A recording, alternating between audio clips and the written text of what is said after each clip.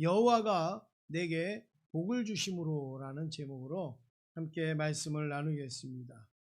여호수아서 14장부터 19장까지 6장에 걸쳐서 이스라엘 백성들이 가나안 땅에 올라가서 이제 땅을 분배하고 그리고 정복하는 장면이 나옵니다.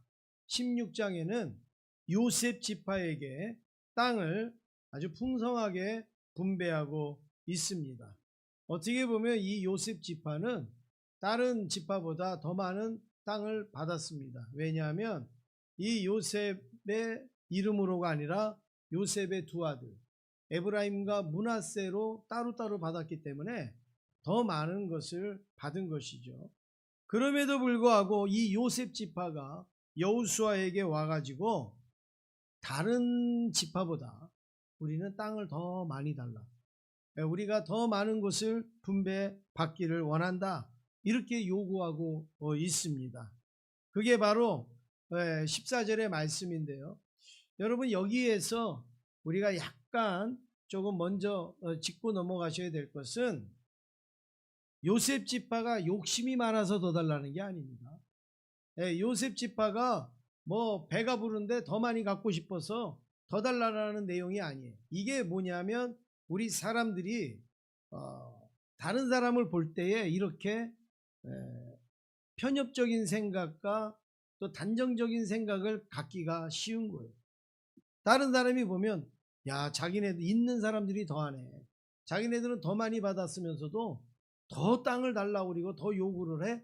야, 참, 이렇게 생각할 수 있지만 지금 요셉 지파가 말하는 거는 그런 의미는 아닙니다. 조금 다른 의미입니다.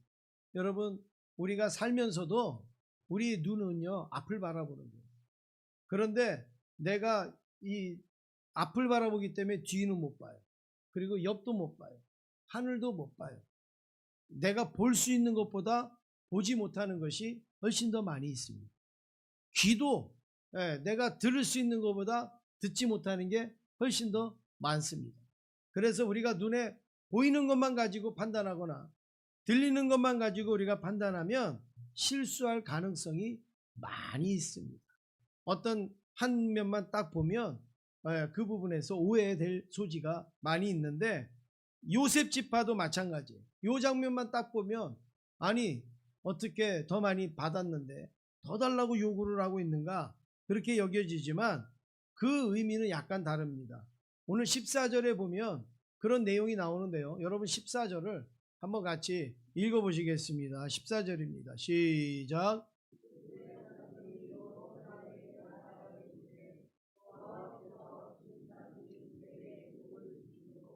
내가 큰 민족이 되었거늘 당신이 나의 기업을 위하여 한 제비 한 분깃으로만 내게 주심은 어찌함이니까 하니.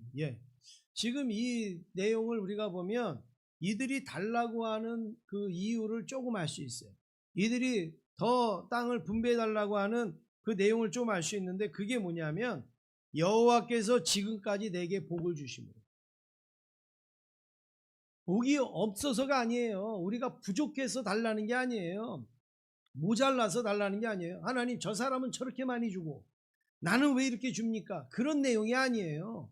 내가 부족해 갖고 달라는 게 아니라 지금까지 내가 하나님 앞에 받은 복이 너무 크다는 거예요.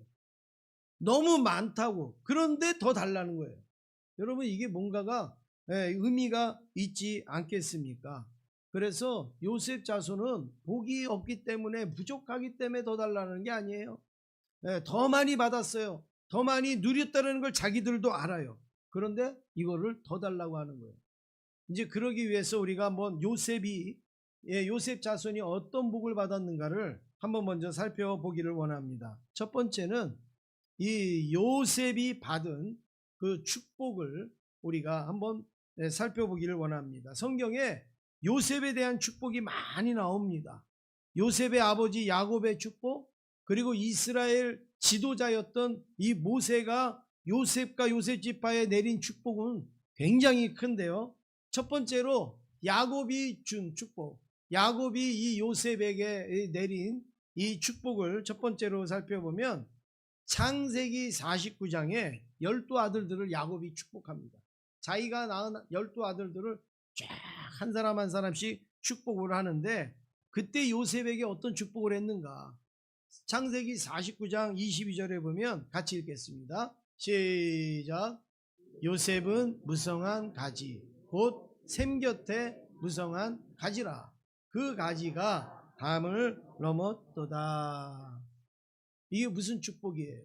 요셉은 무성한 가지다. 그런데 이 가지가 메마른 땅에 심겨져 있는 게 아니고 척박한 땅에 그리고 있는 게 아니라 어디에 있다고요? 샘 곁에. 샘 곁에 가지가 있으니 어때요? 물을 쭉쭉 빨아들이겠죠. 물을 마음껏 먹겠죠. 그러니까 이 가지가요 얼마나 잘 자라겠어요. 그냥 쭉쭉쭉쭉 자라지 않겠어요. 그러니까 어떻게 자라는지 무성한 가지가 된다. 무성한 가지. 그리고 이 무성한 가지가 어떻게 돼? 다음까지 넘어갑니다. 그냥 여기까지만 자라도 좋은데 그냥 담까지 훌쩍 넘어갔고 이쪽으로도 저쪽으로도 쭉쭉 늘어지는 그러한 가지와 같은 축복을 이 야곱이 요셉에게 지금 내리고 있습니다. 요셉이 이런 축복을 받았어요.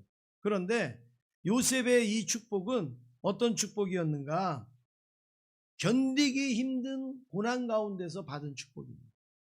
여러분, 요셉이 축복받았지만 요셉이 언제 축복받을 만한 환경이 있었어요? 요셉이 축복받을 만한 그런 어떤 상황이 됐었습니까? 전부 고통이에요. 전부 어려움이에요.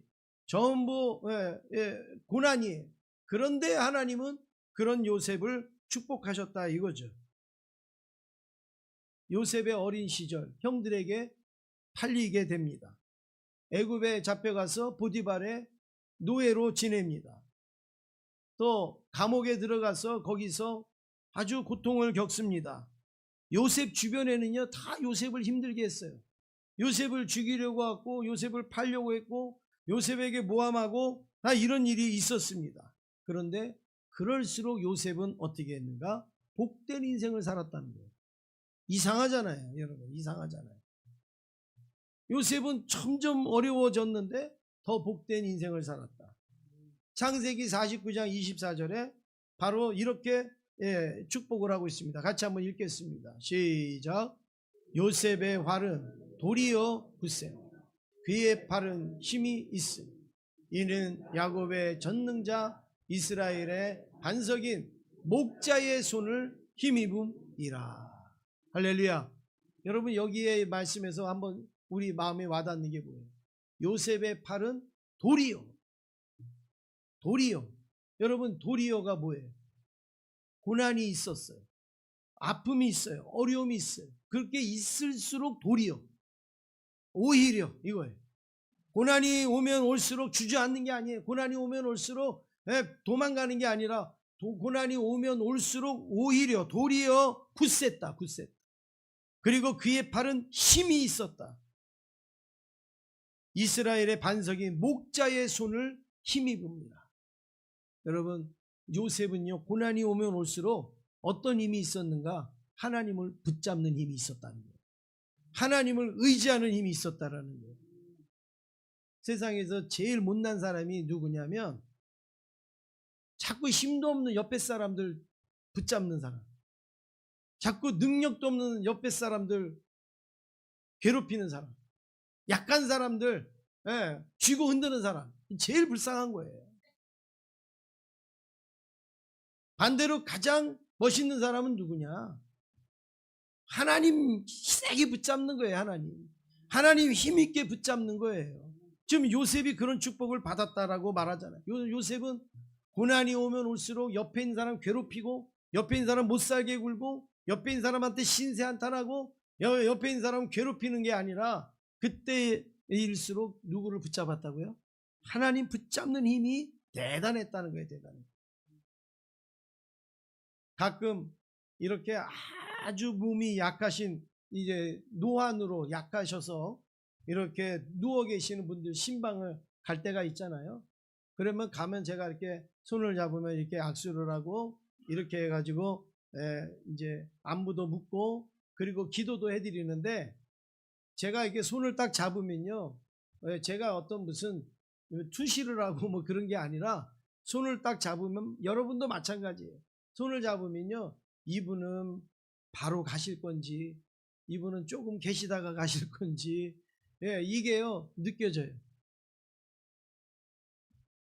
힘도 없어요. 그리고 막 드러나 계신데요, 손 이렇게 딱 잡으면요, 손 힘이 딱 있는 분이 있어요. 이런 분들은요 바로 안 가세요. 이런 분들은 아직까지는 조금 여유가 있는 분이에요. 근데 이걸 잡지 못하는 분이 있어요. 그러면 이분은 기력이 다 쇠했구나 이렇게 여겨진단 말이에요. 이게 마찬가지입니다. 하나님께서 우리의 손을 붙잡을 때 하나님 손 꽉 잡는 사람은요 가능성이 있는 거예요. 그런데 하나님 손 붙잡는데 아무 힘도 없어요. 여러분 이 사람은 쇠해진 거예요. 쇠해진 거예요. 세상을 붙잡는 손, 그리고 내가 의지하는 사람들을 붙잡는 손, 여러분 그 손을 이제는 누구를 붙잡냐면 하나님을 붙잡기를 바랍니다. 하나님을 꽉 붙잡고 이거 놓치면 안 됩니다.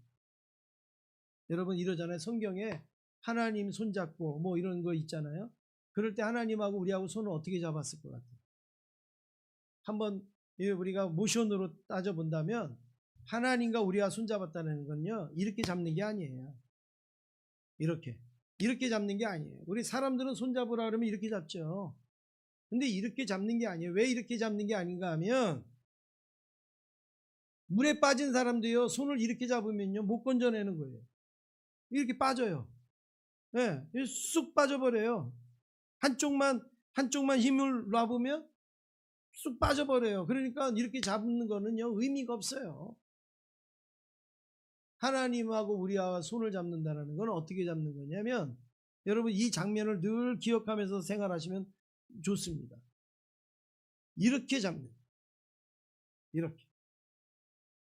그러니까 손 위에 팔뚝을 잡는 거예요. 이렇게. 한번 여러분 해보세요. 이렇게 잡는 거예요. 이거 안 되시는 분도 있죠, 좀. 이렇게 잡는 거예요. 그러니까 이게 하나님의 손이라면 하나님의 손이 이렇게 잡아요. 이게 내 손이라면 이렇게 잡아요.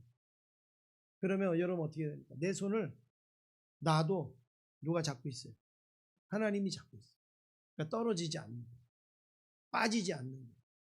우리 손은요 힘이 없어서 잡았다가 놨다 잡았다 놨다 이래요. 마음이 들쭉날쭉해서 어떨 때는 잡았다가 어떨 때는 놨다 그래요. 근데 하나님은 한번 잡은 손은 어때요? 놓지를 않으시는 거예요. 놓지는. 어떤 환난과 고난이 와도 이 손은 놓지 않아요. 그러니까 우리가 놔도요 대롱대롱 매달려도 이 손은 빠지질 않는 거예요. 그런데 여기다가 우리까지 힘있게 잡으면 여러분 얼마나 이게 든든하겠어요. 얼마나 힘이 있겠어요. 여러분 이 장면을 늘 머릿속에 기억하시길 바랍니다. 나는 손을 놓을지라도 누구는 잡고 계세요? 하나님은 잡고 계세요. 빠지지 않아요. 빠뜨릴 수가 없는 겁니다. 바로 오늘 요셉이 바로 그런 힘을 가졌다. 하나님을 잡는 그 힘을 가졌다. 요셉에게는 아주 이 특이한 모습이죠. 고난이 오면 올수록 힘이 빠지는 게 아니라 고난이 오면 올수록 도리어 그의 팔은 힘이 있었다. 하나님을 붙잡는 힘이 있었다라는 거예요. 그것뿐만이 아니라 26절에 보니까 이 축복이 요셉의 머리로 돌아오며 그 형제 중 뛰어난 자의 정수리로 돌아오리라. 이 축복이요 누구에게로 돌아와요? 이 요셉의 머리로 돌아오는 거예요. 요셉의 머리. 하나님을 붙들고 하나님을 의지한 이 가지가 무성하여서 담 바깥으로 막 나가는 이 축복이 요셉의 머리로 돌아오고, 그리고 형제들 중에서도 자기가 뛰어난 자가 된다. 얼마나 큰 축복을 받았습니까? 얼마나 놀라운 그런 축복을 우리가 받고 있습니까? 이게 야곱이 요셉에게 베푼 축복이에요. 그러면 두 번째로 이 이스라엘의 지도자 모세가 요셉에게 내린 축복이 뭔가? 신명기 33장 13절로 16절까지의 말씀을 보면 이 모세가 요셉 자손에게 축복한 내용이 쫙 열거되어지고 있는데, 그거를 한번 제가 쭉 훑고서 내려갈 테니까 여러분이 한번 살펴보시기 바랍니다. 여기 13절에 보면 어떤 내용이 있는가 하면 요셉에 대하여 일러스되 이랬잖아요. 여호와께 복을 받아, 어떤 복을 받았다고요? 하늘의 보물을 받았다 이거예요. 하늘의 보물. 그러면서 16절까지요. 이 하늘의 보물 위에다가 계속 보물을 쌓아놓는 것 같은 그런 장면이 나옵니다. 하늘의 보물 위에다가 뭐 또 다른 보물, 다른 이런 축복을 막 쌓아놓는 그런 장면이 나오는데, 여러분이 눈으로 한번 따라와 보세요. 13절에 보니까 하늘의 이 보물에 뭘 더하시느냐? 이슬. 참이슬이 아닙니다. 이슬이에요, 이슬.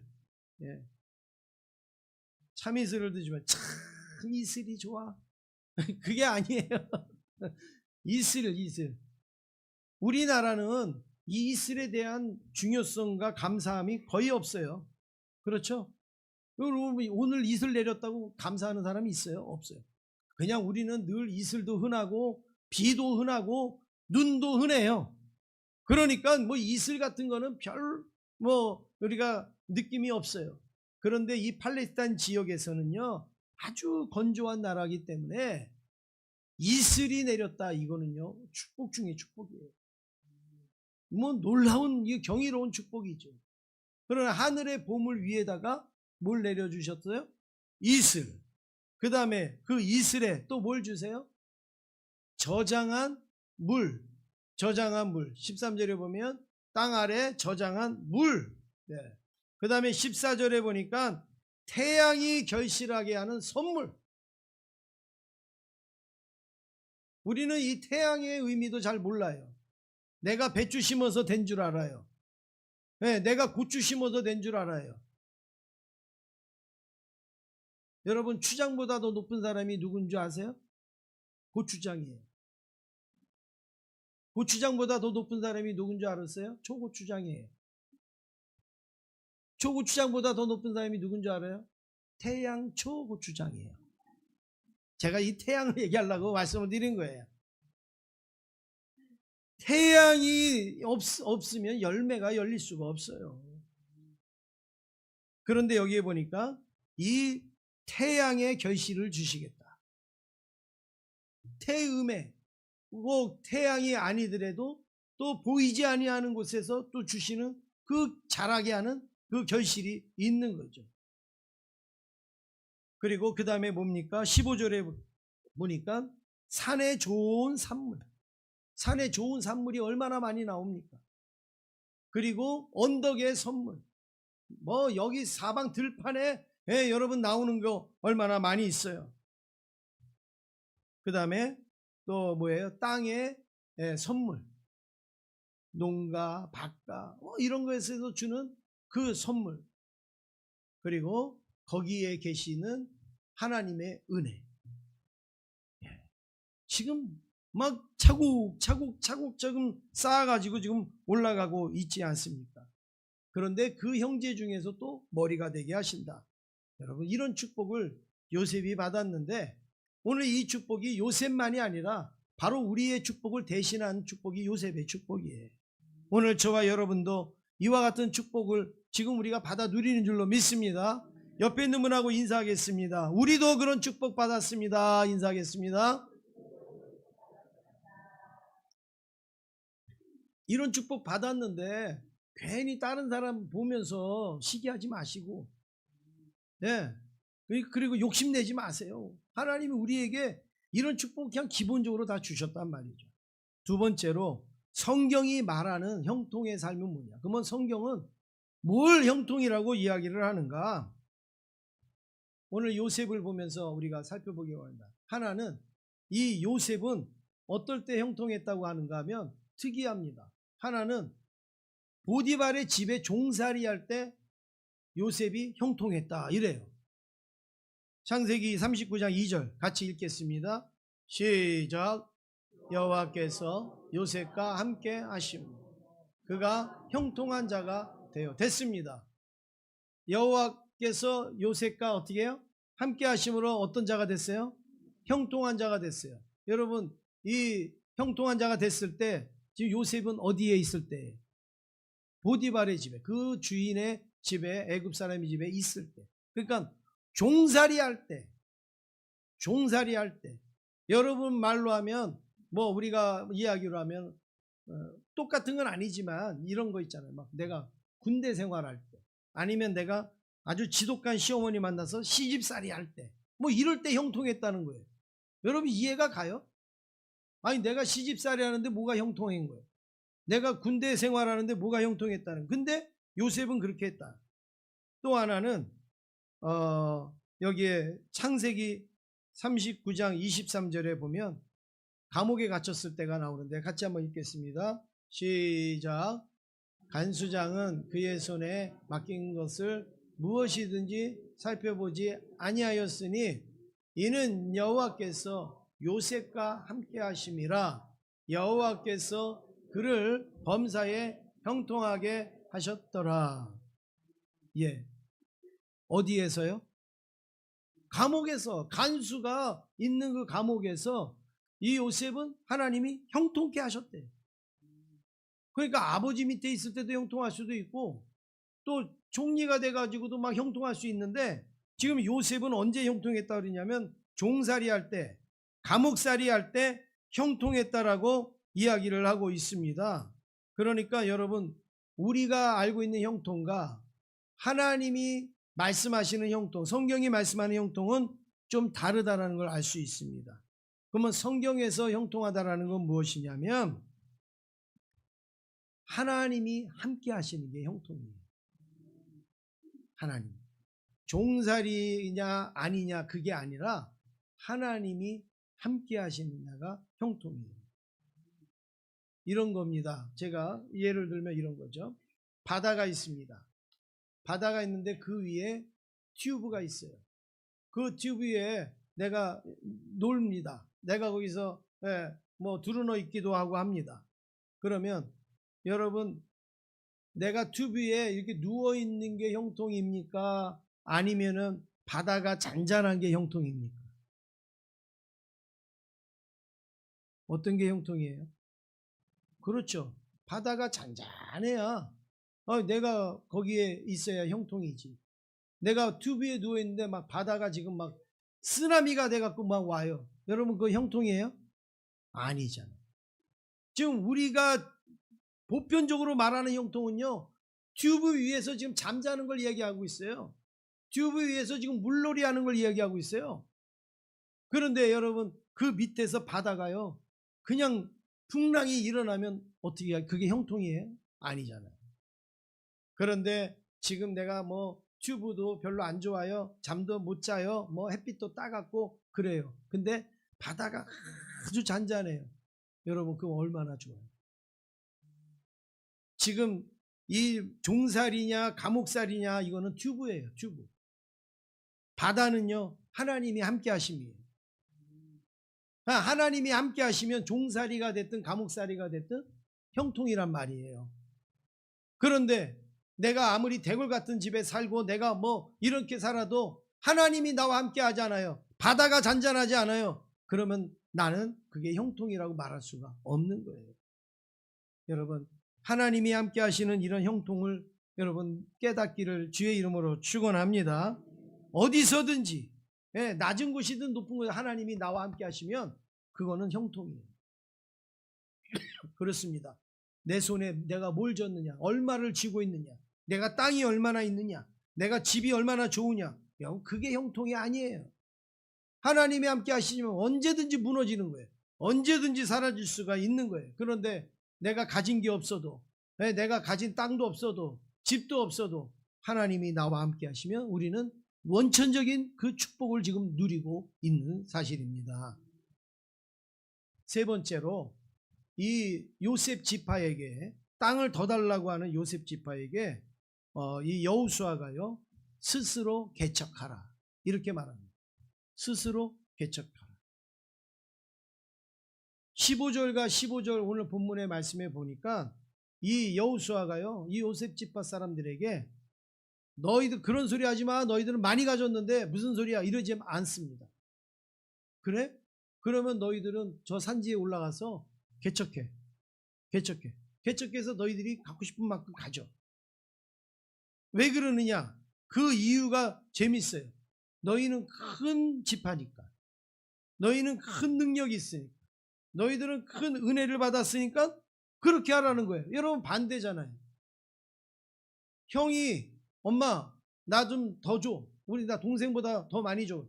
야 너는 형이 돼가지고 양보해야지. 이게 우리의 사람이잖아요. 그런데 지금 여호수아는 너는 큰 지파니까, 너는 큰 능력을 가졌으니까, 큰 축복을 받았으니까 너는 저 산에 올라가서 그거 개척을 해라. 이렇게 이야기를 합니다. 여러분 좀 우리가 상식적으로 안 맞는 것 같은데 여기에는 아주 큰 의미가 있습니다. 여기서 스스로 개척하라 이 말은요, 히브리 원문에 보면 이런 내용입니다. 나무를 쫙 잘라가지고 길을 내라. 여기에는 두 가지 의미가 있어요. 나무가 많으면 길을 낼 수가 없잖아요. 그러니까 나무를 잘라야 돼요. 그래야지 길을 낼 수 있어요. 또 하나는 그 땅은요 건조한 땅이기 때문에 이 흙이요 쌓이지를 않아요. 우르르 무너져요. 그래서 길을 내거나 이렇게 할 때 비탈길을 올라가고 이렇게 할 때는요 그 나무를 깔고 그리고 거기에 흙을 이렇게 놓아줘야 그 길이 흐트러지지가 않는 거예요. 그러니까 나무를 베어서 길을 내라는 건 두 가지 의미. 심겨져 있는 나무를 쳐야지 길을 낼 수 있는 거고, 그 친 나무를 잘 깔아야지 좋은 길을 낼 수 있고 무너지지 않는 길을 만들 수가 있다라는 거예요. 그래서 너희들은 나무를 베라, 스스로 개척해라 이렇게 말합니다. 여러분 여기에는 아주 중요한 의미가 있습니다. 그것은 너희들을 위해서 개척하라는 말이 아닙니다. 아직 땅을 분배받지 못하고 아직도 힘들고 어려운 다른 지파들, 다른 이웃들을 위해서 너희들이 길을 내줘라 이거예요. 지금 그 길을 내주지 않으니까 다른 지파가 거기 건너가 갖고 땅을 정복하려고 하는데도 정복이 잘 안 되는 거예요.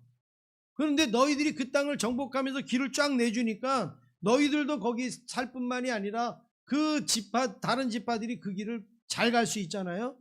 그래갖고 거기 넘어가가지고 정복하게 되면 얼마나 좋으냐. 그러니까 너희들이 길을 내줘라. 너희들이 개척해라. 이런 내용입니다. 다른 지파들이 갈 수 있도록 너희들이 수고해라. 너희들은 더 큰 복을 받은 지파고 힘이 있고 더 능력이 있다. 그러니까 너희를 위해서가 아니라 다른 지파가 너희들의 힘을 통해서 그 일을 할 수 있도록 그렇게 해라. 그러면서 허락을 해주고 있습니다. 사람은 이런 사람들이 있습니다. 만들어진 길만 가는 사람이 있어요. 아주 길을 잘 닦아놓은 데만 사뿐사뿐히 가는 사람이 있어요. 근데 그 길을 가도록 만드는 사람도 있습니다. 지금 여호수아는 후자를 이야기하는 거예요. 너희들은 꽃길을 가라고 이야기하는 게 아니라 너희들은 든든한 길을 만들어서 다른 사람들이 편안하게 갈 수 있도록, 다른 사람들이 힘차게 갈 수 있도록 그 길을 만들어라. 만들어진 길을 가는 사람은 편하지만 그 이상 아무것도 없습니다. 그런데 길을 만드는 사람은 힘들지만 그 이상 많은 사람들이 그 땅을 거쳐가게 되고 그 길을 지나가게 됩니다. 요셉 지파의 축복이 바로 그겁니다. 스스로 개척해서 너희도 복을 누리고 그 땅을 정복하고 그리고 그 땅으로 지나가는 다른 지파들에게도 큰 도움이 되라고 그렇게 허락하고 있는 것이죠. 세례 요한이 예수님보다 조금 먼저 와서 평생 무슨 일을 했습니까? 주의 길을 예비했어요. 주님이 오시는 길을 준비했단 말이에요. 죄에 관영되어져 있고 무뎌져 있고 그랬던 사람들에게 회개하라 천국이 가까웠느니라 이야기하면서 예수님을 모실 수 있는 준비, 예수님을 맞이할 수 있는 그 길을 누가 예비했느냐? 세례 요한이 예비했습니다. 세례 요한이 여인 중에 난 자 중에 최고 큰 자라고 그랬잖아요. 큰 자가 길을 낼 수가 있는 거예요. 복을 많이 받은 사람이 그 길을 낼 수가 있는 거예요. 여러분, 교회에서도 일 많이 하는 분, 또 봉사 많이 하는 분, 여러분 그분들이 부족해서 그렇게 하는 게 아니에요. 하나님으로부터 받은 복이 더 많기 때문에 더 많은 일들을 감당하는 것입니다.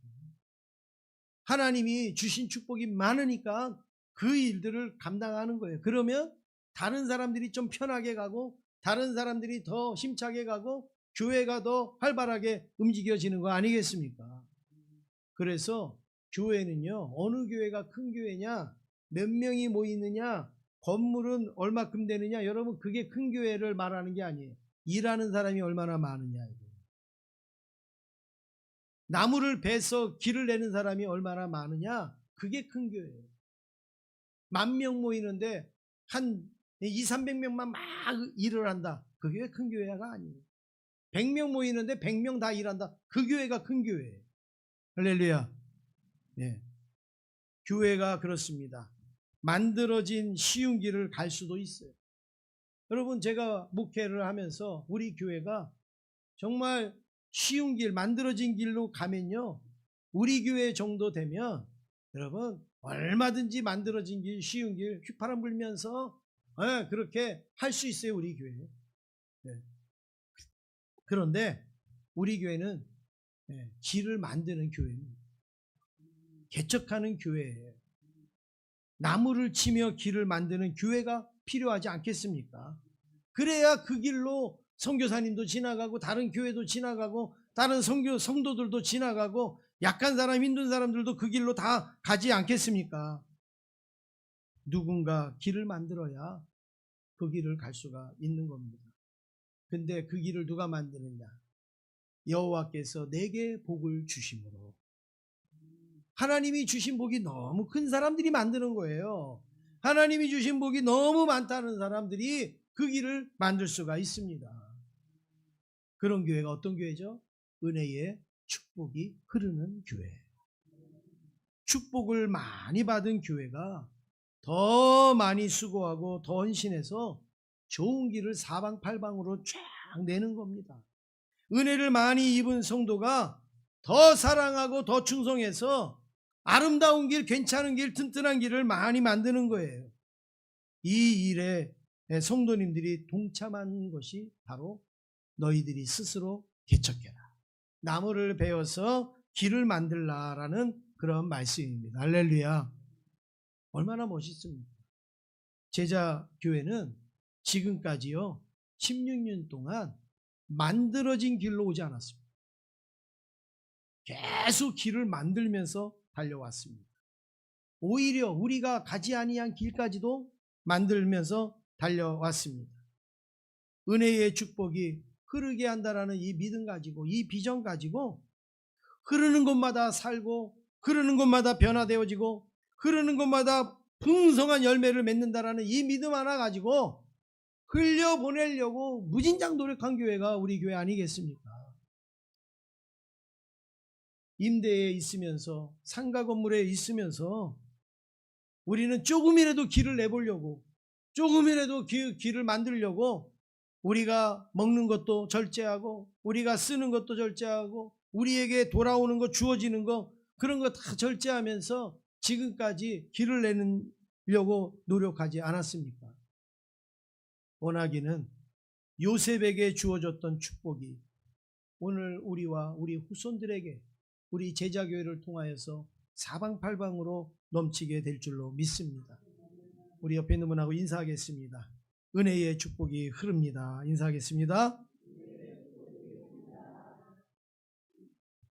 우리 교회는 열방에, 세계 열방에 지금 길을 내고 있습니다. 여러분들이 잘 모르셔서 제가 한번 정리를 해드리면, 세계 열방에 지금 길을 내고 있어요. 네. 인도에 10년 전에 제1호 지교회를 세웠습니다. 지금 저 교회가 여러분 보기에 그냥 무슨 학구방 같고 여러분 그렇게 여겨지지만, 저 교회가요, 저 동네에서 그 지역에서 제일 좋은 건물이에요. 제일 좋은 건물. 네. 다른 데는 다 야자수로 돼 있어요, 건물이. 근데 저 교회는 시멘으로 해서 저렇게 했는데, 그거 다 여러분들이 하나님 앞에 드리는 헌금으로 저렇게 한 거예요. 우리가 상가에 월세 내고 있을 때, 그리고 우간다에 우리가 이 교회를 지으면서 헌당 예배 드렸던 들어온 모든 헌금을 저 우간다 칸상가 제자교회에 건축을 한 거예요. 인도 교회보다는 훨씬 더 규모도 크고, 그리고 더 견고하게 그렇게 지어졌죠. 그리고 지금 아이들이요, 그때하고 지금하고요 어마어마하게 많아졌습니다. 그때 한 100명 좀 안 되는 아이들이 있었어요, 가뜩이. 근데 지금은요 400명 500명 모여요.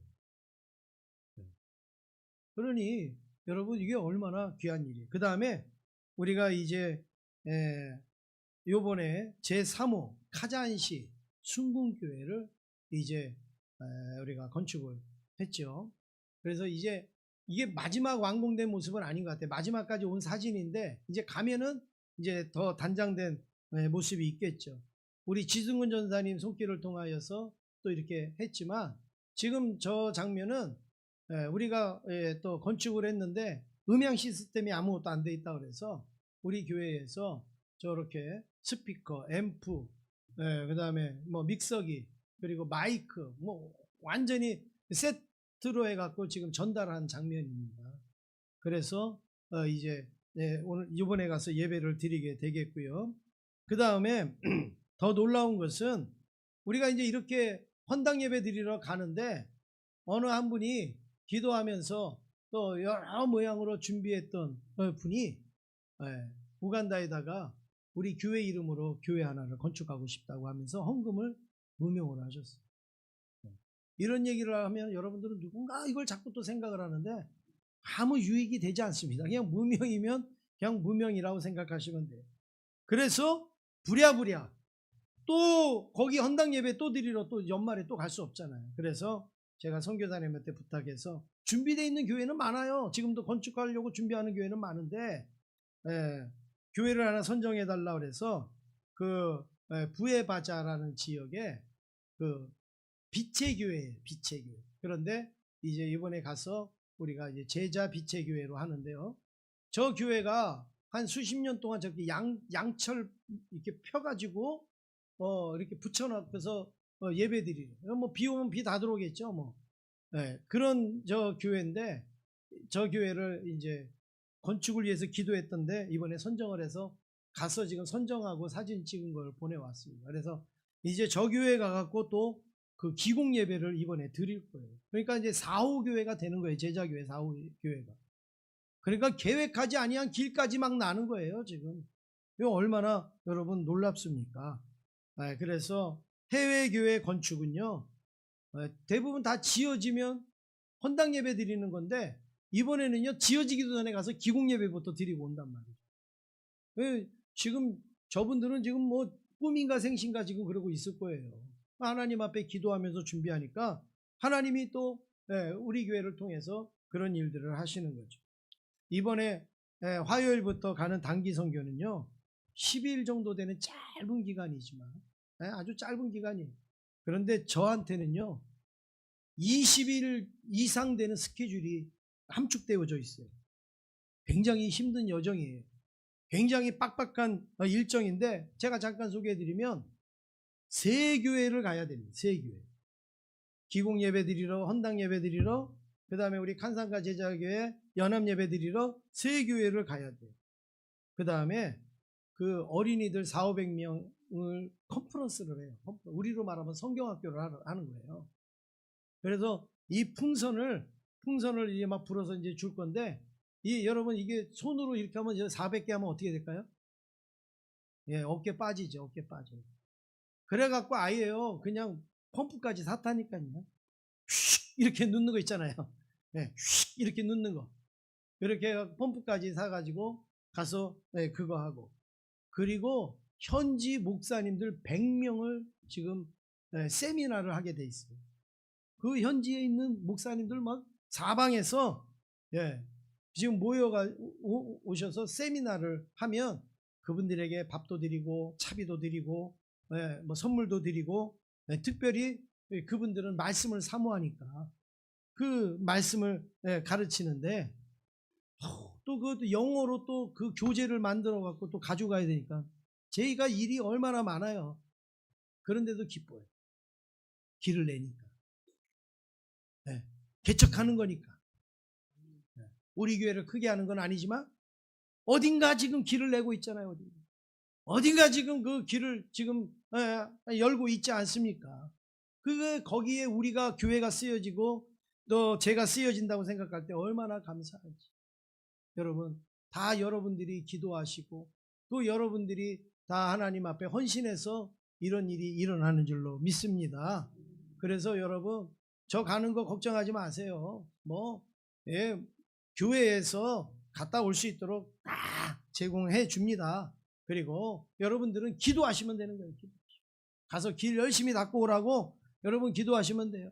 조금도 마음에 부담이나 불편하면 이런 거 하지 마시고 그냥 우리 교회가 하는 거다. 그렇게 믿고 기도하시면 여러분 하나님께서 또 이번에 또 간 만큼 또 길이 더 넓어지고 더 많은 길을 열고 오게 될 줄로 믿습니다. 여러분 그렇습니다. 이런 수고는 제가 왜 할 수 있느냐? 뒷받침하는 교회가 있기 때문에 여러분들이 든든히 계시니까 제가 마음 놓고 할 수 있는데 여러분 힘 있는 교회는 어떤 교회냐? 정말 능력 있는 교회는요 담임 목사 없을 때 나타나는 거예요. 담임 목사 없을 때 더 예배도 많이 나오시고 담임 목사 없을 때 더 기도도 많이 하시고 담임 목사 없을 때 아멘도 더 잘하시고 여러분 그래야 되는 거예요. 담임 목사 없는데 기도하는 사람 훅 줄고 예배 드리는 사람 훅 줄고 그거는요 아주 힘이 없는 교회예요. 그런데 목사님이 담임 목사가 없는데 와 더 많이 모였네. 와 더 많이 기도하시네. 더 많이 이렇게 하네. 여러분 그게 정말 힘 있는 교회입니다. 우리 교회가 그런 줄로 믿습니다.